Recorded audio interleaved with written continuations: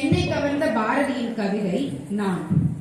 வானில் பறக்கின்ற புல்லெல்லாம் நான், மண்ணில் திரியும் விலங்கெல்லாம் நான், காணில் வளரும் மரமெல்லாம் நான், காற்றும் புனலும் கடலுமே நான், விண்ணில் தெரிகின்ற மீனெல்லாம் நான், வெட்ட வெளியின் விரிவெல்லாம் நான், மண்ணில் கிடக்கும் புழுவெல்லாம் நான், வாரியினுள் உயிரெல்லாம் நான், கம்பனிசைத்த கவியெல்லாம் நான், காருவர் தீட்டும் உறவெல்லாம் நான், இன்பர் இயக்கின்ற மாடக்கூடம் எழுநகர் கோபுரம் யாவுமே நான், இன்னிசை மாதிரிசையுள்ளேன் நான், இன்பத் திரள்கள் அனைத்துமே நான், புன்னிலை மாந்தர்த்தம் பொய்யெல்லாம் நான், பொறையறு துன்பம் புணர்வெல்லாம் நான், மந்திரம் கோடி இயக்குவேன் நான், இயங்கு பொருளின் இயல்பெல்லாம் நான், தாந்திரம் கோடி சமைத்துள்ளேன் நான், சாத்திர வேதங்கள் சாற்றினோன் நான், அண்டங்கள் யாவையும் ஆக்கினேன் நான், அவை பிழையானே சுழற்றுவோன் நான், காண்டல் சக்தி களமெல்லாம் நான், காரணமாகி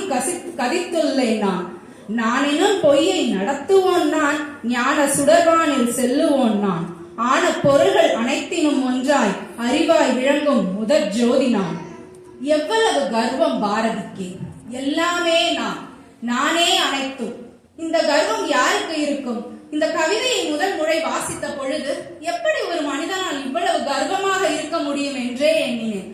ஆழ்ந்து வாசித்த பொழுதுதான் உணர்ந்தேன், அவர் இதில் கர்வத்தை பற்றி கூறவில்லை, ஒற்றுமையையும் வேற்றுமையின்றி எவ்வாறு ஒற்றுமையாக வாழ முடியும் என்பதையே கூறுகிறார். இங்கு வானில் பறக்கின்ற பறவைகளும் நான் தான், மண்ணுல இருக்க விலங்குகளும் நான் தான், காடும் நான் தான், காட்டுல இருக்க மரமும் நான் தான், கடலும் நான் தான், நீரும் நான் தான், எல்லாம் நான் தான், கம்பன் இசைக்கின்ற கவிதையும் நான் தான், நெசவு தொழில் செய்யக்கூடிய நெசவு தொழில் செய்து செய்யப்படும் துணியும் நான் தான், இன்னிசைகளும் நான் தான், அந்த இசையால வரக்கூடிய இன்பமும் நான் தான், நீ மாட கோபுரத்துல இருக்கியா அதுவும் நான் தான், குடிசையில இருக்கியா அதுவும் நான் தான், எட்டி பிடிக்க முடியாத விண்மீனும் நான் தான், என் காலும் கடில மிதிக்கின்ற மண்ணும் நான் தான், இது எல்லாமே நான் தான். அப்படின்னா அவர் என்ன சொல்றாருன்னா, நீயா இருக்கவும் நான் தான், நானா இருக்கிறது நீதான், நீ ஒண்ணு உனக்கு அடுத்தவங்ககிட்ட ஏதோ ஒண்ணு பண்ற,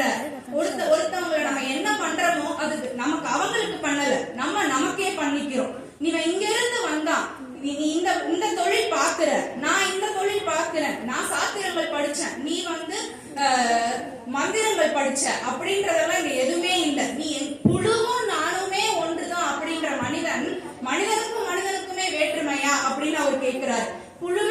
புழு என்பது ஒரு ஜீவன், அந்த புழுவும் இந்த மனிதனுமே சமம்தான் அப்படின்னே என்ற பாரதி மனிதனுக்கும் மனிதனுக்கும் எப்படி வேற்றுமை இருக்க முடியும் அப்படின்றத உணர்த்தக்கூடிய கவிதை தான் இது. இன்னைக்கு ஒரு பொய் கூறுகிறையா, அந்த பொய்யும் நீதான், அந்த பொய்யால உனக்கு ஒரு துன்பம் வருதா, அந்த துன்பத்துக்கு காரணம் நீ மட்டும்தான், அடுத்தவன் எவனும் கிடையாது. ஒன்னு செய்து உனக்கு ஒரு கஷ்டம் வருகிறதா, அது உன்னால் தான். ஒன்று செய்து நீ மகிழ்ச்சி அடைகிறாயா, அதற்கு காரணமும் நீதான். நீ இந்த இதுல வேற எந்த இதுவுமே கிடையாது, உன்னுள் இருக்கும் ஜோதியே அடுத்தவனுள்ளும் இருக்கின்ற ஜோதி, நீ வேறு அவன் வேறு என்று இங்கு எதுவும் கிடையாது. நாம எல்லாரும் இங்க இன்னைக்கு இணைந்திருக்கோம் அப்படின்றதே பாரதிக்கு ஒரு கர்வமான ஒன்னாதான் இருக்கும்.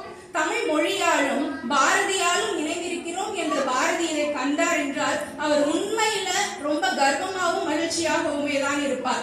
இந்த கவிதை நான் என்பதை விட நாம் அனைவரும் என்பதே இதற்கு நிதர்சனமான ஒரு உண்மையான தலைப்பாக இருக்கும்.